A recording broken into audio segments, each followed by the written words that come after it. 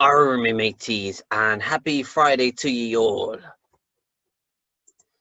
Okay, happy Friday to everyone. Well done for getting onto the YouTube video. Today we're going to be looking at and identifying the key features of a diary entry to help us with our learning next week when we write the diary entry from the perspective of Barney from the story of Stig of the Dump, chapter 1, where he meets Stig. So I'm going to share my screen with you and talk you through your learning activity for today. Okay, so here is a page which explains to you about how to write a diary entry. And lots of you have written diary entries before in class, or even a few weeks ago we had a short go at writing a diary entry from the perspective of Hogarth from the Iron Man. And lots of you have probably read diary entries as well. Now on the top here we have the Diary of Anne Frank, which is a really famous book. Here we have Greg Heffley from Diary of a Wimpy Kid. And if you've read Tom Gates as well, then that's similar. That's written in a diary entry. And lots of diary entries follow these kind of points here that I'm about to talk through with you. So we'll start with, start at the top left with colloquial language, and all that really means is diaries are usually quite chatty. Okay, so quite chatty and informal. Normally the only person that will see your diary is going to be you, so you don't need to speak all proper and formal for yourself. Okay, I'm not going to write dear diary, today it's not going to sound really posh. This is chatty and informal. It's just usually just recalling your thoughts and the day's events to yourself. Okay, so it should try and be informal and chatty as well. It should follow a diary style, so it starts with Dear Diary at the start of each entry. So Dear Diary, and that's followed by a comma, then a couple of lines below. That's when you start telling your diary all about what you did, etc. And it's normally dated as well, so when we're flicking back we can see, oh, on this particular day this happened, or on that particular day that happened. Okay, and it's written in chronological order. Chronological order, have a think about what that means. Chronological.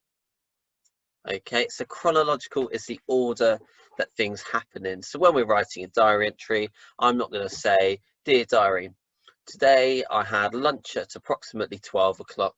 It was delicious and super yummy. And in the morning I had breakfast at 10 o'clock.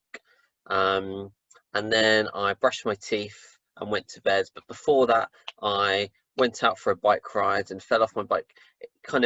You want it to fall in the order that it happened in. Otherwise, the person that's reading your diary, which would normally be you, you're starting here and you're jumping here, jumping here, jumping here, and it all gets a little bit messy.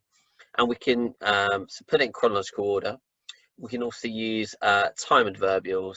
So we can say first, next, a little while later, after that, lastly, finally. Okay, so we're starting our paragraphs with fronted adverbials using time adverbials, and time adverbials are going to be followed by a comma. Okay, so the reader can pause. Next thing we will do is we need to remember to write in first person.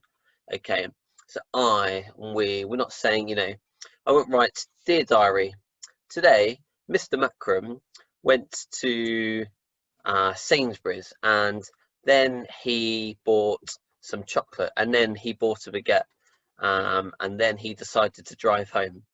Okay, so it's I. So talking about yourself in a diary entry, or we, Mr. Macrum, instead of using Mr. Macrum, I went to Sainsbury's with Mrs. Macrum and we bought loads of Pringles because we really like Pringles. Okay, so I and we.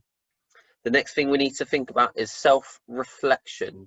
So self is to do with you, and reflecting. Okay, so you're thinking about how you're feeling at different points in your diary entry. Think about your thoughts and your opinions, and sometimes your hopes as well. So diary entries are normally quite intimate and personal because they're about you and how you're feeling about a particular event, or feeling at a particular moment in time. Okay, and when we come to write about a diary entry for Barney, we're going to be thinking about how he feels at different points in the story. You know, is he feeling, you know, scared, anxious, worried, excited, happy, nervous? Okay. And next thing, it's written in the past tense. We're writing about something that's an event that's already happened. Okay, so diary entry write about something that's already happened. So lots still verbs will end with the suffix ed. Walked, I talked, or lots of words.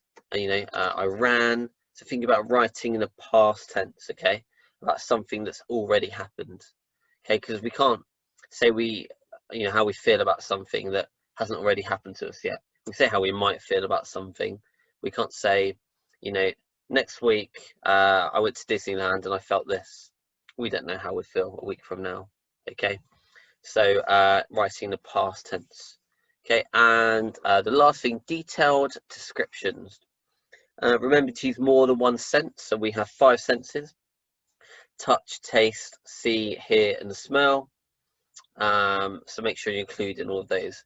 If for the diary entry for Barney, for example, what can he see? What can he hear? What can he hear when he's walking over to the chalk pit, or when he, you know, tumbles down in the chalk pit? Okay, what can he taste? He might taste something in the air. What can he feel underneath his feet? What does the ground feel like? So there's lots of senses that we can really describe, and that gives the reader a really vivid imagination. It means that they can, you know, close their eyes, they can picture everything around them. Okay, they can picture, you really set the scene when you introduce your 5 senses.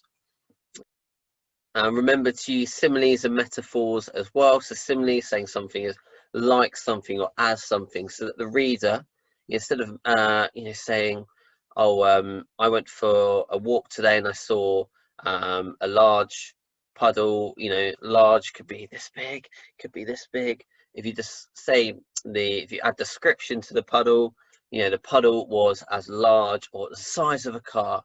Remember, simile is like or as something.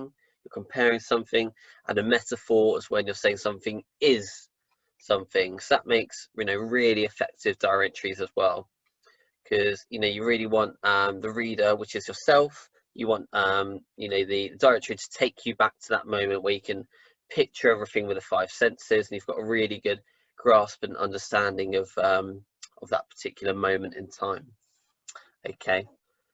Okay, so what I'd like you guys to do now is you're going to have a go at identifying the features we've just mentioned in this text here. So I've written my own diary entry from the perspective of Barney, and try to include the key features that we've just mentioned. So you should find in this extract here some examples of chatty language. Should be in chronological order, so maybe a couple of time adverbials in there. Should be written in a past tense, ed on the end of some verbs, and past tense for some of the verbs as well. It should be in first person. You should see lots of I. Self-reflection as well, so you should see in the diary entry examples of when I'm saying how I felt at a particular moment in time. And you should see some detailed description that might be of setting or where I am. Okay, so what I want you guys to do is pause the video, and I want you to have a go at identifying these features. Now, you might have the home learning printed out in front of you, then you can just underline the key parts on the paper, or if you don't, then you can pause the video, look at the screen, and you may want to jot down the examples of the different features I've used, or you might just want to follow along with your finger and think, oh yes, that's this, oh that's past tense, oh that's this. Okay, so I'll give you some time to do that if you pause your video. Okay, so hopefully you've been able to identify some of the key features.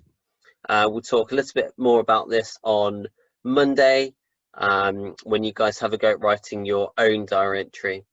Okay, so thank you very much again for listening. I hope it's been useful. I hope you feel slightly more confident knowing, you know, what's included in a diary entry and maybe why we include it. And I will see you all on Monday. Have a super weekend, and I'll see you soon. Bye bye.